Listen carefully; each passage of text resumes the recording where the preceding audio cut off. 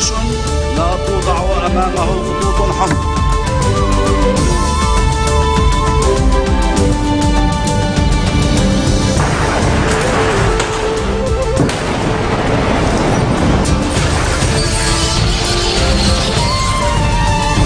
Bonjour à tous, il est 16h40 à Beyrouth. Merci de nous rejoindre sur Futur TV pour cette nouvelle édition de la rédaction. Voici les titres de ce journal. Les commissions parlementaires mixtes se penchent sur le financement de la nouvelle grille des salaires. À Tripoli, l'armée poursuit ses opérations de perquisition et d'arrestation dans le cadre du plan sécuritaire. Ce jeudi, 2 chefs alaouites ont été arrêtés dans leur fief de Jabal Mohsen.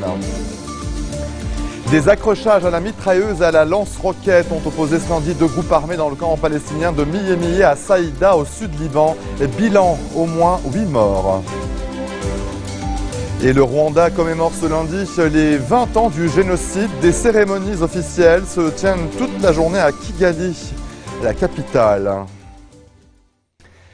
C'est une semaine politique mouvementée qui commence ce lundi. Les commissions parlementaires mixtes se penchent sur le financement de la nouvelle grille des salaires, alors que dans la rue, les agents de la défense civile manifestent pour être cadrés. Un reportage signé Noural. Les commissions parlementaires mixtes se remettent au travail à 17h. Au programme, la suite de leur réunion consacrée à trouver des moyens de financer la grille des salaires. Le gouverneur de la Banque centrale, Riyad Salamé, a assisté à la séance matinale. Depuis 2 ans maintenant, l'ensemble du secteur public attend l'adoption du projet de loi sur cette nouvelle grille des salaires. Mais les discussions sur son financement tournent en rond depuis des mois. Vendredi dernier, 7 articles du projet de loi ont été avalisés par les commissions. Mais les divergences restent profondes en ce qui concerne les articles 1 et 5, respectivement relatifs à la TVA et au permis de construire. Un consensus pourrait être trouvé autour de la TVA pour exempter les couches les plus défavorisées de la population. Le chef du Parlement se dit prêt à prolonger la séance au-delà de celle de cet après-midi si les commissions mixtes n'aboutissent pas à un accord. Mais si elles y arrivent, le projet de loi sera placé à l'ordre du jour de la prochaine séance parlementaire prévue mercredi et jeudi.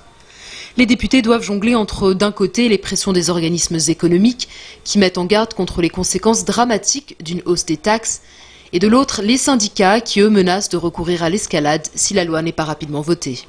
Autre mécontentement, celui des agents de la défense civile. Ils ont une nouvelle fois organisé des sit-ins à Ramlet El Baïda sur le front de mer à Beyrouth, ainsi que devant le sérail de Hermel dans la Beka. Ils manifestent pour obtenir leur intégration au cadre. Ce projet de loi qui concerne 1500 agents devait être discuté lors de la séance plénière du Parlement de mercredi dernier, mais il a été retiré pour donner plus de temps au ministre de l'Intérieur, Nohad El Machnouk, d'y apporter ses remarques.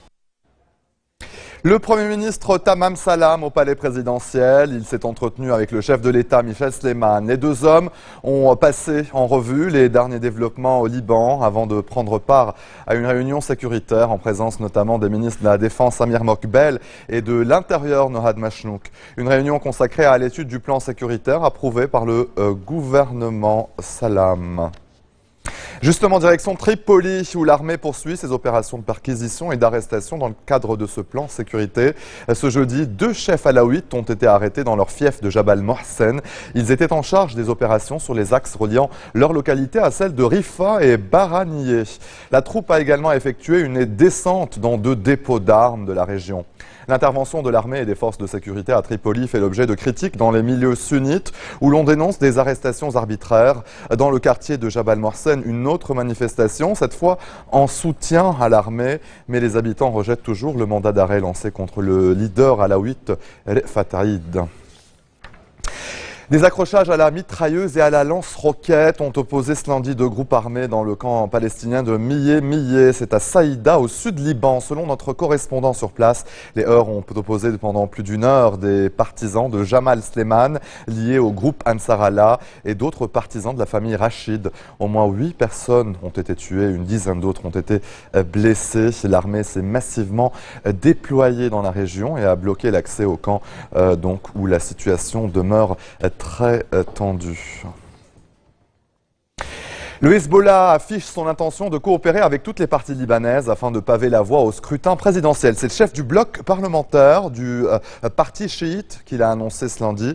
Mohamed Raed affirme aussi que son camp souhaite l'élection d'un président qui puisse préserver la force du Liban. Pour le chef des forces libanaises, Samir Jarjar, qui a annoncé vendredi dernier sa candidature à la présidentielle, le 14 mars devrait s'impliquer avec force dans la bataille pour la magistrature suprême. Faute de quoi, le leader des FL a averti contre la disparition du Liban. De son côté, le patriarche maronite Bshara Rahi a redit son rejet de toute vacance à la présidence de la République. Lors d'un point de presse à l'aéroport de Beyrouth, avant de s'envoler pour Genève, le prélat a appelé le chef du Parlement, Nabi Berri, à fixer une date pour l'élection d'un nouveau chef de l'État.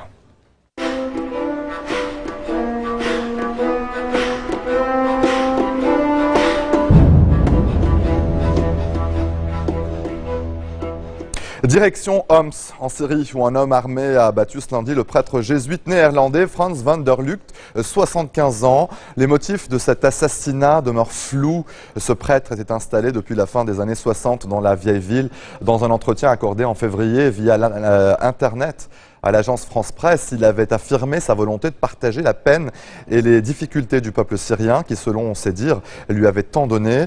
Frans van der Lugt, qui se considérait comme un arabe parmi les arabes, était le seul prêtre et le seul étranger à être resté à Homs, assiégé et bombardé depuis 2 ans par les forces du régime Assad. Restez des nôtres au retour de la pause. Début de campagne électorale pour les législatives en Irak.